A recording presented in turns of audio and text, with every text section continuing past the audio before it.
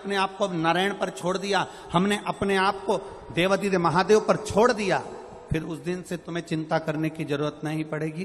तुम जहां जाओगे तुम्हारा महादेव तुम्हारे साथ कदम से कदम मिलाकर चलेगा और तुम्हें साध लेगा। बस उसके भरोसे रहिए, पर एक विश्वास लेकर बैठना, भरोसा लेकर।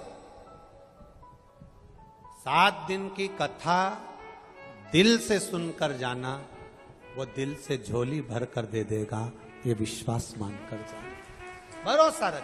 मैं नहीं आती दीदी मेरे को, रुक्मणी जी ने पूछा क्या,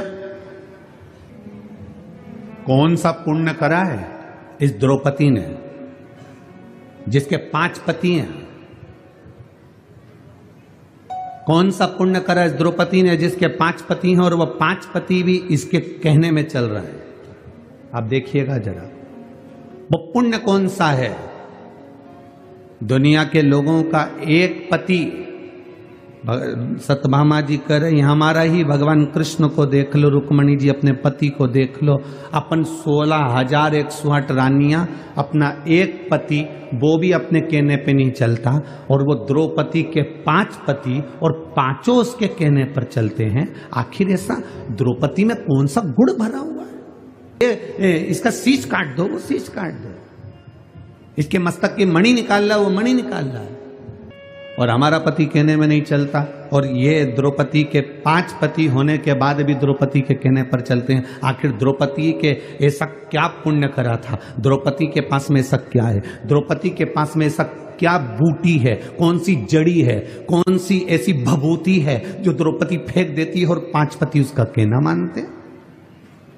ऐसी कई माताएं जो ना जाने कितनी कितनी जगह पर जाकर कहती होंगी हमारा पति हमारी सुनता नहीं है, गुरु जी कोई ऐसा उपाय बता दो ना कि हमारा पति सुन ले। गुरु जी की लुगाई से पूछ लो, उनका सुनता है क्या? पहले जो तुम गुरु जी के पास गई हो ना पूछने के लिए कि हमारा पति हमारी नहीं सुनता, तो गुरु जी की लुगाई से भी पूछो देता है। अब जरा विचार तो करो, आप कहाँ भभूति के चक्कर में पड़े हो, कहाँ दिखावे के चक्कर में पड़े हो? किस दिखावे की तुम बात करते हो? कोई तन दुखी, कोई मन दुखी, कोई धन बिन रहत उदास, तुलसी या संसार में सुखी राम का दास।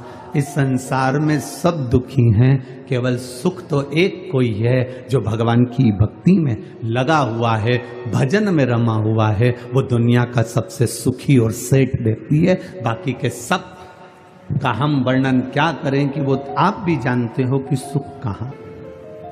सत्यभामा जी के मन में भाव आ गया, सत्यभामा जी के हृदय में ये भाव आया कि जरा मैं द्रौपदी से पूछूंगी कि तेरे पास कौन सी जड़ी बूटी है, तेरे पास में कौन सी भभूति है, तेरे पास में ऐसा क्या है जो तेरे 5 पति तेरे कहने पर चलते हैं। जी द्रौपदी के पास गई और द्रौपदी से जाकर पूछा, द्रौपदी हमारा एक पति भगवान कृष्ण हमारे कहने पर नहीं चलते, तेरे 5 पति तेरे कहने पर चलते हैं, उसका कारण क्या है?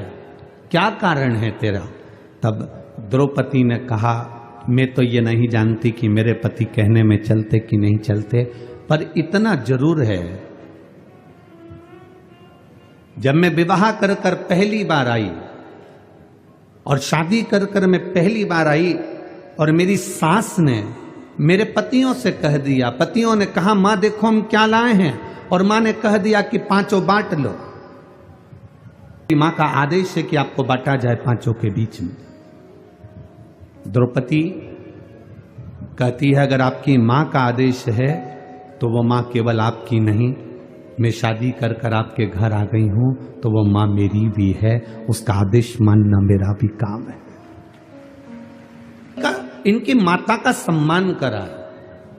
जो नारी अपने पति की माता का सम्मान करती है, अपनी सास का सम्मान करती है, ससुर का सम्मान करती है, आदर के शब्द बोलती है, सत्कार के शब्द बोलती है, घर में बुजुर्गों से इज्जत से बोला जाता है, सम्मान से बोला जाता है।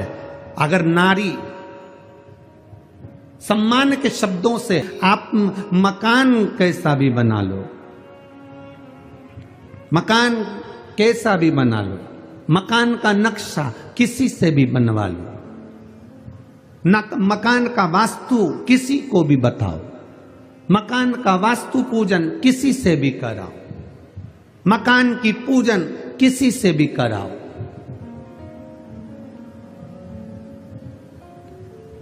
उससे मकान में कभी आनंद नहीं आएगा।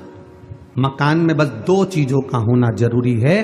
मकान बने तब दो अच्छे मिल जाएं तो जिंदगी संवर जाती है।